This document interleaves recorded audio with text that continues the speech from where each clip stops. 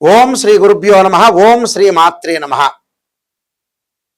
సూర్య భగవానుడు రవిగ్రహము జూన్ 15వ తారీఖు నుండి జూలై 16వ తారీఖు వరకు కూడా మిథున రాశిలో బుధుడి యొక్క క్షేత్రంలో 365 రోజుల తర్వాత, సంవత్సర కాలం తర్వాత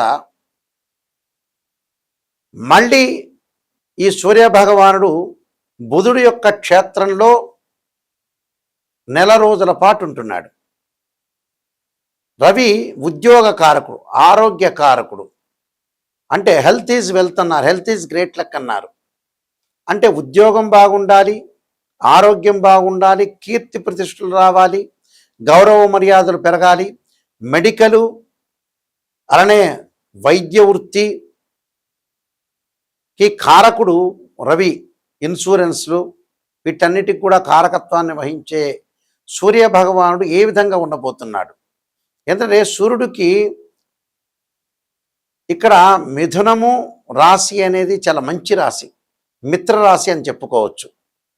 ఆ మిత్రరాశిలో సంవత్సరం తర్వాత మళ్ళీ ఆ బుధుడి యొక్క క్షేత్రంలో ఉండటం వల్ల ఎలాంటి వ్యాపార సంబంధమైన విషయాలు కానీ, ఆరోగ్యపరంగా కానీ, ఉద్యోగపరంగా కానీ గోచారీత్యా ఏ విధంగా ఉండబోతుందో ఒక్కసారి మనం తెలుసుకుందాం. మేషాది ద్వాదశ రాశుల వాళ్ళకి ఎలాంటి ఫలితాలు జరగబోతున్నాయో మనం తెలుసుకుందాం. కర్కాటక రాశి వారికి వ్యయస్థానంలో రవి యొక్క సంచారం, అంటే ద్వితీయాధిపతి వ్యయస్థానంలో ఉండటం వల్ల అనవసరమైన ప్రయాణాలు, అనవసరమైన ఖర్చులు నియంత్రణ చేసుకోవాలి. కుష్ఠ సంబంధమైన వ్యాధులు, ధనం అనేది ఏదో రకంగా ఖర్చు కావటం, ఉద్యోగపరంగా ఒత్తిడి, స్థానచలనం, అక్కడ ఉండలేకపోవడం, మానసికంగా ఆందోళన, వ్యాపార పరంగా కూడా కొంత అనుకూలంగా లేకపోవడం, ఆకస్మిక కలహాలు, అలానే ఏదో రూపంలో ఖర్చులు పెరగటం, అనారోగ్యము, అలానే ప్రమాదాలు జరగకుండా చూసుకోవాలి. వైఫ్ అండ్ హస్బెండ్ రిలేషన్లో కూడా కొంత డిస్ప్యూట్స్ వచ్చే అవకాశాలు ఉండటం, ఏదో రకంగా పనులలో ఆగిపోవటం, ఆరోగ్యపరంగా ఇబ్బందులు కలగకుండా చూసుకోవాలి. ఉద్యోగపరంగా కూడా కొద్దిగా జాగ్రత్తగా ఉండి ముందుకెళ్తేనే మంచిది.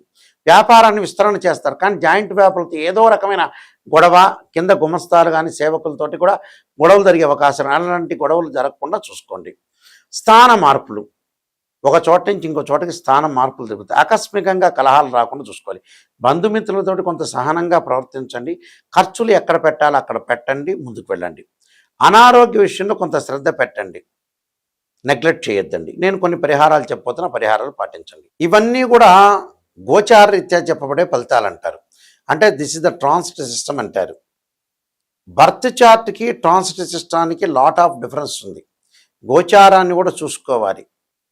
ఈ వారంలో ఏం జరగబోతుంది, ఈ 10 రోజుల్లో ఎలా జరగబోతుంది, ఈ నెల రోజుల్లో ఎలా జరగబోతుంది, ఈ 3 నెలలు, 6 నెలలు, సంవత్సరంలో ఏమి జరగబోతుంది, ఎలాంటి నిర్ణయాలు తీసుకోవాలి,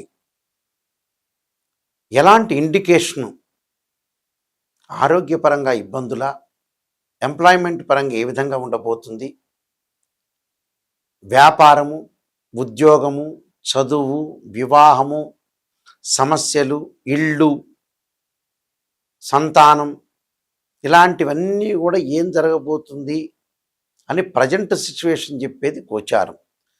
లాంగ్ రన్లో ఏ విధంగా జరగబోతుంది, లాంగ్ రన్లో మనం ఎలాంటి నిర్ణయాలు తీసుకోవాలి అంటే ఎంప్లాయ్మెంట్ పరంగా, ఆరోగ్యపరంగా, ప్రొఫెషనల్ పరంగా, వివాహపరంగా, సంతాన పరంగా, కోర్టు సమస్యలు, ఇలాంటివన్నీ తెలిపేది ఏంటంటే బర్త్ చార్ట్ అంటారు, నేటల్ చార్ట్ అంటారు. ఈ రెండిటికి లాట్ ఆఫ్ డిఫరెన్స్ ఉంటుంది. అంటే రెండూ తెలుసుకోవాలి. గోచారం అనేది 20% సపోర్ట్. మనం చేసే ప్రతి పనికి కూడా అది చెయ్యొద్దు, ఇది చెయ్యొద్దు, ఇలా చెయ్యాలి, ఒక సూచన, ఒక రిప్రజెంటేషన్ ఇచ్చేది ఏంటంటే గోచారం. లాంగ్ రన్లో రిప్రజెంటేటివ్ ఇచ్చేది ఏమిటి అంటే బర్త్ చార్ట్. దాన్ని డివిజనబుల్ చార్ట్స్ ఉంటాయి, 16 డివిజనబుల్ చార్ట్స్ ఉంటాయి. ఆ చార్ట్స్ని మనం చూడాలి. అంటే ఈ 16 డివిజనబుల్ చార్ట్స్ మ్యాథమెటికల్ క్యాల్కులేషన్ వేసి, ఒక అబ్బాయికి వివాహం జరగట్లేదా అంటే రాశిచక్రము, నవాంశం, భావచక్రం, దశలు, అంతర్దశలు. వృత్తిపరంగా ఎలా ఉండబోతున్నారు, రాశిచక్రము, దశమాంశచక్రము, భావచక్రం, దశలు, అంతర్దశలు. సంతానం కలగట్లేదా, కలుగుతుందా అంటే రాశిచక్రము, భావచక్రము, అలానే సప్తమాంశము, దశలు అంతర్దశలు ఇలాగ డివిజనబుల్ చార్ట్స్ని అనాలిసిస్ చేయాలి. దానితో పాటు డిగ్రీల్లో అనాలిసిస్ చేయాలి. ఫర్ ఎగ్జాంపుల్ కొన్ని గ్రహాలు ఎలా ఉంటాయంటే కొన్ని డిగ్రీల వరకు నీచ, కొన్ని డిగ్రీల వరకు పరమనీచ, కొన్ని డిగ్రీల వరకు ఉచ్చ, కొన్ని డిగ్రీల వరకు సాధారణ స్థితిలో ఉంటుంది. అది శత్రుక్షేత్రంలో ఉన్నారా, మిత్రుక్షేత్రంలో ఉన్నారా, ఏ విధంగా ఉండబోతుందో తెలుసుకోవాలి మనం. అలానే ద్వాదశ భావాధిపతులను కూడా అనాలిసిస్ చేయాలి. రాస్యాధిపతి వేరు, భావాధిపతి వేరు, ఆ గడిలో ఉన్న గ్రహము వేరు. భావాధిపతి అంటే ఇంటి ఓనర్, రాస్యాధిపతి అంటే ఏమిటంటే బిల్డర్, ఇల్లు కట్టినవాడు. ఆ గడిలో ఉన్న వ్యక్తి ఏంటంటే అద్దెకు ఉన్నట్టు, టెనెంటు అని అర్థం. అంటే ఇవన్నీ కూడా ఎందుకు చెబుతున్నా అంటే మీకు అవగాహన అనేది చాలా ఇంపార్టెంట్. అంటే అవగాహన చేసుకున్నామనుకోండి మనకు నిజమైన రిజల్ట్ తెలుసుకుంటారు. ద్వాదశ భావాలకు అధిపతులు ఉంటారు. తనుభావానికి రవి అధిపతి. మన క్యారెక్టర్ ఎలా ఉండబోతుంది అంటే అది లగ్నము అని అర్థం. ద్వితీయ భావానికి గురువు అధిపతి, అంటే ధనము, వాక్కు, కుటుంబానికి సంబంధించింది. తృతీయ భావానికి సోదరుల మధ్యలో అనుబంధ బాంధవ్యం ఏ విధంగా ఉండబోతుంది. చతుర్థ భావం అంటారు తల్లి యొక్క స్థానం, ప్రాథమిక విద్యకి సంబంధించిన స్థానం అని అర్థం. ఏ విధంగా ఉండబోతుంది అది దానికి ఆ భావాధిపతి చంద్రుడు, బుధుడు. పంచమ భావాధిపతి సంతానం, సంపద ప్రదం అన్నారు. గురువు బాగుండాలి, ధనం బాగుండాలి, యశస్సు, కీర్తి ప్రతిష్టలు పెరగాలి. అంటే ఏమిటి, పంచమ భావం కూడా బాగుండాలి. సంతానం సంపద ప్రథం అంటారు. ఎంత డబ్బులు సంపాదించినా పిల్లలకి ఇవ్వటానికేగా. పంచమ భావకారకుడు గురువు ఎలా ఉన్నాడు. షష్టమ భావకారకుడు శత్రువులు ఉన్నారా, మిత్రులు ఉన్నారా, బంధువులు ఈ రోజు ఉన్న వాళ్ళు రేపు మారిపోతారు ఆటోమేటిక్గా. ఎవరిని నమ్మకూడదు. ఈ రోజున్న విషయాలు రేపు ఉండవు గ్యారంటీగా, అది 100% షూర్. ఎల్లకాలం కూడా, ఎందుకంటే మనిషికి బ్రెయిన్ మెచ్యూరిటీ వాల్యూస్ పెరగవు. భగవంతుని కొలిచినా కూడా కొంతమందికి రావు. అందువల్ల అలానే భగవంతుడు కొలవకుండా భగవంతుడి యొక్క ఆరాధన చేయాలి.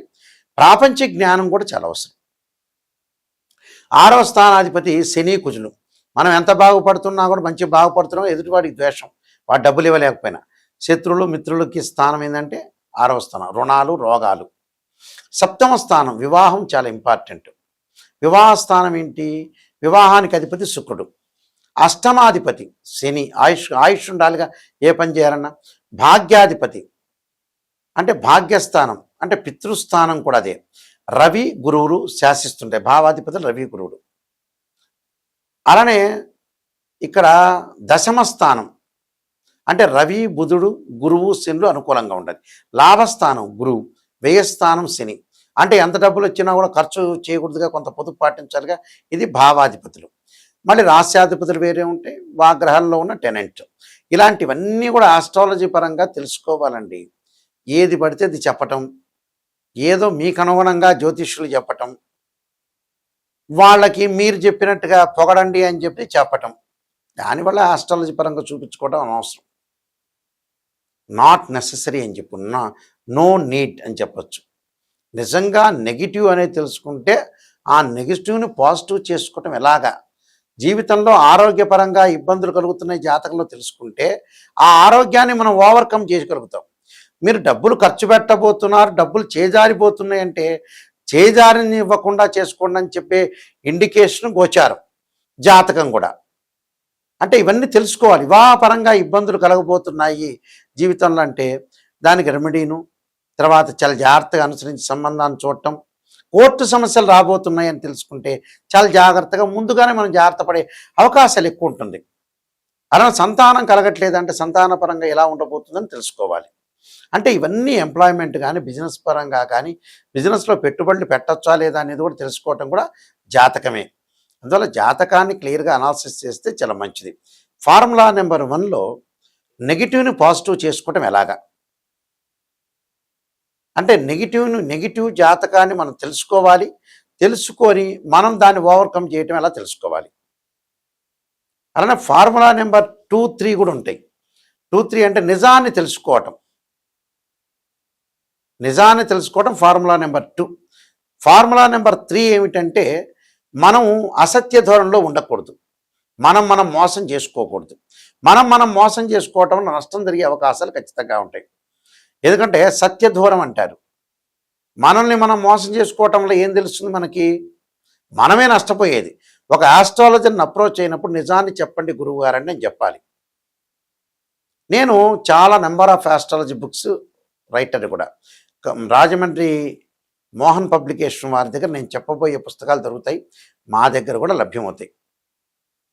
అక్కడ కాలసర్పయోగము, కాలసర్పయోగ చంద్రిక, రాహుకేతులు, ఛాయాగ్రహాలు, పుత్రగణపతి వ్రతము, జాతక చంద్రిక, వివాహ మార్తాండము, స్వప్నశాస్త్ర ఫలదీపిక, సర్వదేవతా గోత్రులు పార్ట్ 1 పార్ట్ 2, నవగ్రహ దోషాలకి దశమహావిద్యల యొక్క అమ్మవారి యొక్క పారణాలు, అలానే బృహత్ పరిహార సింధు, ఇలాంటి నెంబర్ ఆఫ్ ఆస్ట్రాలజీ బుక్స్ రాశాను నేను.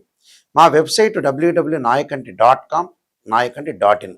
ఎందుకంటే మేము వంశపారంపర్యంగా చెప్పేవాళ్ళం. మా నాన్నగారు కూడా శ్రీశైలంలో ప్రధాన పురోహితులుగా ఉన్నారు. వారు కూడా ఇంటర్నేషనల్ ఆస్ట్రాలజీలో మెంబర్ కూడా. అంటే మా గ్రాండ్ ఫాదరు మా వంశమంతా కూడా ఆస్ట్రాలజీ పరంగా ఉన్నవాళ్ళని రీసెర్చ్ చేసిన వ్యక్తులు మేము. అంటే నిజాన్ని తెలుసుకుంటే మిమ్మల్ని నేను సేవ్ చేయగలుగుతా. అబద్ధాన్ని తెలుసుకున్నాను అనుకోండి, జాతకం చెప్పించుకోవడం దండగా. ఎవరైనా సరే బాగుపడాలనుకునే వ్యక్తులు నాకు మాత్రం ఫోన్ చేయండి. కాలక్షేపంగా జాతకం చెప్పించుకునే వాళ్ళు అవసరం లేదు. అందువల్ల మా వెబ్సైట్ www.nayakanti.com, nayakanti.in. అయితే ఇవన్నీ కూడా జాతకపరంగా రవిగ్రహం అనేది మన జాతకంలో దోషం ఉందంటే మాతాంగి దేవి యొక్క ఆరాధన చెయ్యాలి.